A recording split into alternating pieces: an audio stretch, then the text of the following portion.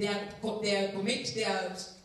mistreating the orphan, they are mistreating the widows, and all kinds of things. So sin, just like we said, these relationships that are sinful, they break our wall.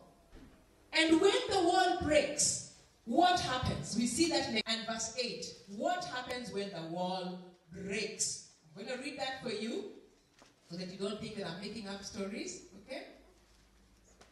Ecclesiastes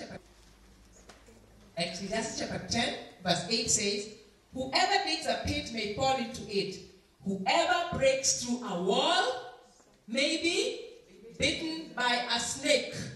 We know that when the Bible talks about snakes and serpents, it's talking about evil spirits. So we are being told that when we break the wall through sin, the serpent comes and bites. When the serpent bites, it always deposits poison, venom. So when the serpent comes to bite, it deposits an evil spirit. Okay? These evil spirits come. And now, for example, if a spirit, remember that this is your inner court, your mind, emotions, will, which is the soul. If a spirit of insanity comes, which room do you think it would go into? Where? The mind, okay? When a spirit of cancer comes, where does it go? The body, okay? When a spirit of anger comes, where does it go? Okay? Remember, we're going to be talking about these spirits that are taking advantage because of the soul ties. Yeah? When a spirit of violence comes, where does it go? Body and? When a spirit of adultery comes, where does it go? It goes to the Holy of Holies? No. Okay? When a spirit of adultery comes, you ask yourself, what part of me is involved in this? Mine. Do you see? Yes. So you realize where the spirits come. No spirit goes there. Okay? That is the Holy of Holies. And that is how you can find out that is a Christian who is born again, loves the Lord, but they are still involved in some of these sins that are here. Okay? God told the prophet Ezekiel, brought him to Jerusalem, to the temple, and told him, I want you to see what is going on in my temple. What is going on in my temple? And so they come, and in verse 7, God brings him to the outer court. And when they come to the outer court, he says he saw a hole in the wall. Okay? I want you to know that the chapter 8 of Ezekiel, the topic of it is idolatry in the temple. You need to know that idolatry can be in the temple. And then God brought him to the inner court in verse 16. And in the inner court, he finds 25 people worshipping the Son God. A lot of people, many especially Christians, there is a big debate on whether a Christian can have an evil spirit. And the reason why there is that debate is because the question is, how can the Holy Spirit be in the same area with an evil spirit? Isn't it? Yeah. But in the same Ezekiel, God complains to the prophet and tells him that there is sin in the inner court when there is only a wall between them. How can evil spirits and those others, the Holy Spirit, be in the same place? They are not in the same place. But when you understand the difference between the body, the soul, and the spirit, then you begin to understand how a pastor can be involved in the kind of sin you had they were involved in. And we are confused. And yet when he preaches, he's very powerful and people get saved. Isn't it? Yeah. It's a paradox. You see, this is a woman of God. We know her. And then you hear of something that she has done, and you tell yourself, how can this be? So to make it easier on ourselves, we simply say they were never saved. Isn't it? Yeah. We simply say they were never saved. They were. But there is a problem here. Now we are going to go to former relationships. how former relationships can affect us and with soul ties. Now, many of us, okay, those of us who are married, many of us did not marry the very first person that we fell in love with. We never married our first love. Many of us have been in relationships that have broken, and we walked away from other relationships. But we don't realize that when we are in a relationship, our soul is tied to the person we are in love with. Why? Your mind is filled with this person all the time, isn't it? Your emotions are involved. Your actions are involved. So many times we think that when we walk away from this relationship, we have walked away. But many times when we give, for example, when you make a covenant with somebody, you tell somebody we are going to get married. It's a covenant. And when you walk away from that person, the covenant stands. And the person will go and marry somebody else. And you will go and marry somebody else. But you find that your mind is still there. Sometimes your emotions are still there. Sometimes you just find yourself wanting to call the person. You see. And yet, you may love your wife dearly. It's not because you want to leave your wife. So there is that paradox. How is it that I am married to somebody, but I'm still dreaming about, fantasizing about these other people? It's because there is an ungodly soul tie that has formed between the two of us. Rejection is another area where we form soul ties. When you love somebody deeply, and they do not return that love, we feel rejected. And a wound is formed in our heart. Or some of us, because of the relationship we had with somebody very close, and then we broke up with them, a wound formed in our hearts that has not healed, some of them to date. Although maybe we broke up 10 years ago. A wound attracts what? Flies, isn't it? Because evil spirits are parasites. They look for wounds. So once the evil spirits realize that there is a wound there, they will come and deposit spirits like of rejection, of bitterness, of doubt in relationships. There are people who are affected in their relationships today because a relationship that they had before with an ungodly soul tie, there was a spirit of doubt for the opposite sex in there. I will never trust another woman again. I will never trust another man again. They've said it with their mouths. Okay? And so, when later on they get involved in another relationship, there is a part of themselves that they cannot give to the other person. Because a part of them still has doubt. The slightest thing the other person does, they connect it immediately to the relationship that they had with the other person. Okay? We're going to talk about the one flesh relationship. One flesh relationship. 2:24. God said that Adam and Eve would be one flesh. Okay? They would be one flesh. Okay? They would be one flesh. The only other time in the Bible where the one flesh is mentioned again is in 1 Corinthians 6:19. Okay? Where it talks about being joined to a prostitute. And you wonder why I'm talking about that. It says, he who lies with a prostitute becomes one with them. Okay? That oneness is only talked about in marriage. And so many times we don't realize that a relationship where sex has been involved, you have a oneness with that particular person. Okay? A one flesh relationship. So if something as casual, a relationship as casual as with a prostitute, and many times people do not even know their name, can forge oneness, how much more a relationship of mutual attraction? We need to understand that many relationships that we think we have walked away from, we have not walked away from them. They are ungodly soul ties, which we are going to break today, so that we can be released, especially those of us who are married, to give our whole soul to our spouse. Okay?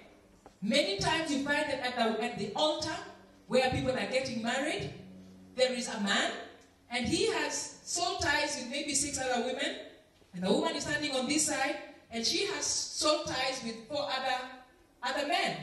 And so you have 6 the other side, 4 this side, and 2 standing here, 12 people, and you're trying to form a marriage. Do we see now how there's problems in marriage? Because our whole soul is not with us. One day I'm dreaming about this one, the next day I'm dreaming about the other one. I don't have enough time to forge or to cleave to my spouse because I don't have my whole self to cleave to anybody. Okay? So those are some of the things that happen with that one flesh relationship, where we think that relationship, it came and it is over. Today we will not allow Satan to continue to oppress us through these ungodly soul ties, because Jesus Christ has died for us, and by the cross we are able to break them. Okay? And now, what did God intend for the soul ties? God intended that as the soul ties be forged between husband and wife, that deep soul tie that takes your mind, emotions, and will, is reserved for married couples and also reserved for family relationships. Godly family relationships between father and son, or father and daughter, or mother and son, or mother and daughter. God did not want it to go beyond that. Okay? And so, I'm going to give you some of the testimonies that I have had. There is a lady that I met in Florida in the US. And she told me that she wanted me to come to her for some counseling because of the problems in her marriage. And I will not tell you all the things that happened. I will just zero in on the soul tie. And I remember when I started talking to her about the soul ties, she told me that there was a man called David, and this is a Christian, okay? And the man was also a Christian. And there was no sex involved. It was just a covenant that was involved. They had told each other that they were going to get married. But when the man went to the mission field, he met another Christian there and married her. And this lady did not know that there was any soul tie that was still with her. She did not know there was a part of her that still had a wound. And that wound was still affecting her relationship with her husband. The reason why she called me was because they were going to have a divorce. Things were so bad in the relationship, they wanted to have a divorce. And she told me, I don't know what it is. I always feel like there's a part of me that's missing. And she does not know what that part of her that's missing is. And so as we prayed, and we talked about it, and that night, she had a dream about this David that she had not seen for 20 years. And she told me, I realized that there actually was a soul tie with this particular person. And she prayed, and she broke it. Okay? There's another lady also here in Kenya who recently, a few months ago, also told me about the soul ties, a soul tie in her life which she did not know existed. She told me, of course, she's married, loves her husband, and she told me that she's always having sensual dreams about this boyfriend that she had 10 years ago. Many years ago. And I said, do you see him? He says, he died 10 years ago. But the dreams are still coming. That is how soul ties can affect our relationships. So you've seen that a soul tie can affect you where there is sex and also where there is no sex. All right? Then we look at other relationships also which we can have. I was also praying with somebody in London. He's 66, him and his wife. And we were talking about teachers. People that you can forge a negative soul tie with. One of them is your teacher. Maybe in primary school, there was a teacher that you really, really, really feared. Okay? You felt like they picked on you, or they used to hit the back of your hand with a ruler. You know how teachers do that? Sorry, not all teachers do that. I know there's some teachers here. Okay?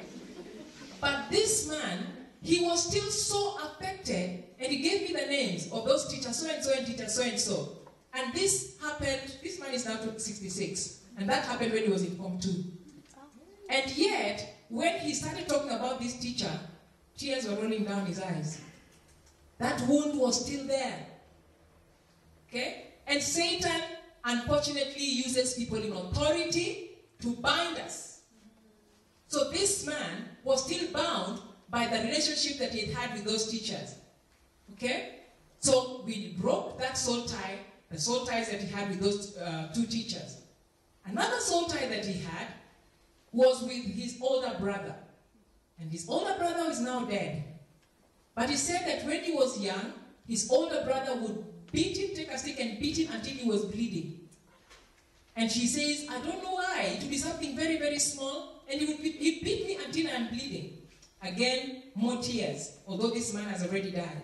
And he says, up to today, I still dream about him beating me. And I'll wake up sweating. And he's now 66. And he still wake up sweating. Those are the relationships that Satan uses, without us knowing. But today we are going to bring them into the light. We can also have an ungodly soul tie with a boss. There are people who fear their bosses so much that when the boss asks them something, they cannot answer without trembling. Or somebody, it might not even be your boss, but when you're near them, your voice is trembling with fear. When that happens, there is an ungodly soul tie between you and that person that you need to break. God never intended for us to be a slave of anybody. Galatians says it's for freedom that Christ has set you free. Okay? And then we have, of course, the connection between a child and their molester. It's a very, very sad situation because children are naive, first of all, and they are helpless, and they are picked on. So many times, when a child is molested, a negative soul tie forms between them and their molester. And this child will grow up with fear and many other things. And I've also dealt with people who the molestation happened almost 20 years ago, but to them, it's like it happened yesterday. Because they still have that wound that is still afflicting them, that is still affecting how they relate to the people around them today. We do not need to carry those soul ties. God can deliver us from them. And then there is the doctor. There is the doctor. And that is something that just recently the Lord was revealed to me. Many times we bare our hearts to doctors. When you enter a doctor's office, suddenly you feel very free, isn't it? And even if it's a stranger, you will not walk into the streets and tell a stranger things about yourself. But you walk to a doctor for the first time, and you will bare your heart to them. And there are some people who have a stronger tie to their doctor than they have to their spouse. Because they have a negative soul tie. There's a covenant relationship between them and their doctor. And now I'm going to talk to the women. All right? In Genesis chapter 2 and verse 25, the Lord said something very interesting. This one is now for the couple, about Adam and Eve. It says, the man and the woman were naked and there was no shame. The only other time when a woman is naked and there is no shame is when they are before they are who? Gynecologist. We need to understand that. Alright? In 1 Corinthians 12:23, it says, and the parts that are unpresentable are treated with special modesty. In the book of Genesis chapter 9, we see the story of Noah. And we realize that one of the major curses that came upon the children of Canaan was because Ham, the son of Noah, looked upon his nakedness. Okay? In Egypt, when Pharaoh wanted to kill the baby boys, he called the mid-husbands. Huh? Who did he call? He called the midwives. If you look at that story, he called the midwives. Alright? When you look at your cultural practices and the villages, how many men deliver children in the village? How many? None.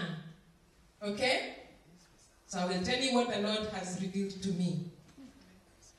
Midwives were the ones that were originally meant to deliver children, because it was okay for them to look at the nakedness of another woman. But the name changed from midwife to gynecologist to accommodate the men. Isn't it? Am I lying? Some gynecologist. If there are any gynecologists here who are male, I love you, and you did not do anything wrong. But I will tell you how we are going to go around this. Okay? So, the midwives have been replaced by the gynecologist, and now it is the man. Many women, okay, do not know that they've got an ungodly soul tie with their gynecologist. Because their gynecologists sometimes have seen more of them than their own husband. Is that true? Yes. If a total stranger comes and tells you to undress, what are you going to do? Isn't it? But if your gynecologist tells you to undress, what do you do? What do? You obey them, isn't it? Many of us will go to your uncle who is a gynecologist. Never, isn't it? Because at the back of our minds, we know the laws about nakedness. It is in there somewhere in your being. If it was a matter of a gynecologist is a gynecologist, then you should also go to your cousin or your uncle who is a gynecologist. Because, after all, it is just a profession. We can separate the emotional parts from everything. So that is one thing that women should do. Make sure that you break the soul ties between you and your male gynecologist. Okay? Satan changes the laws of God. At what point did the midwives become mid-husbands? Okay? But what the Word of God says is going to work on you whether everybody is doing it or not. So some of the problems that we have in our marriages are actually because of that. And today, we are going to break ourselves free. Again, from that, you're going to be aware. So that if you want to continue seeing your male gynecologist, you know exactly what to do. Every single time he touches you. Okay? Because there are only two people that you stand without shame. That's your husband and your gynecologist. And there is nowhere in the Bible where you find a man delivering a child. Maybe there is, and I don't know. Have you come across any? I haven't either. These are some of the things that when God tells us, he reveals deep and hidden things. He reveals what lies in darkness. Areas that Satan uses incognito. Okay? Today we are bringing them into the light. Into the light. Okay? Another area where people are bound is when it comes to a deceased spouse. Somebody who has died. The Bible tells us that husband and wife are one. But we are told that when one partner dies, the other one is set free. Okay? The other one is set completely free. And it should be not only the physical freedom because the person isn't there, it should also be the spiritual freedom. Have certain stringent measures and things that this man required that she does. You will find that even after he has died, she will still be reacting to the same things that she reacted to when he was alive. If whenever she heard the car, her heart would start palpitating, she might find that even after he has died, when she hears that particular kind of car, her heart starts again. Okay? Or when something that he used to do to her, something reminds her of it, she reacts exactly the same way. So, when there is a spouse that has passed away, again, we must break every ungodly soul tie with that spouse. A soul tie that is a bit confusing is the soul tie which is ungodly but is between a husband and a wife. You ask yourself, how can that be? How can a husband and a wife have an ungodly soul tie? Remember, we have said that everything that contravenes the law of God forges a soul tie, and that's an ungodly and a negative one. So when a couple sleep together before they get married, even if they end up getting married, the point at which an ungodly soul tie forged was before they got married, because they contravened the law of God. When they get married, they need to pray and break every ungodly soul tie between the two of them. Okay? You need to pray and break it. And sometimes that is the ungodly soul tie that Satan is using to bring problems between that husband and that wife. We need to understand that every relationship based on fear is not of God. God never intended that the wife fear her husband. Okay? God never intended that the wife fear her husband. The only person that you and I should fear is who? Is God. Paul talked about Sarah in the Bible and said Sarah obeyed Abraham and called him my master. We think, yes, you see? My master. He says, you are her children if you don't give in to fear. If you don't give in to fear. Although she called Abraham my master, who called the shots in that home? Who was the neck? It was Sarah. So you know she did not fear her husband. But she respected her husband and submitted to her husband. Submission has nothing to do with fear. Obedience has nothing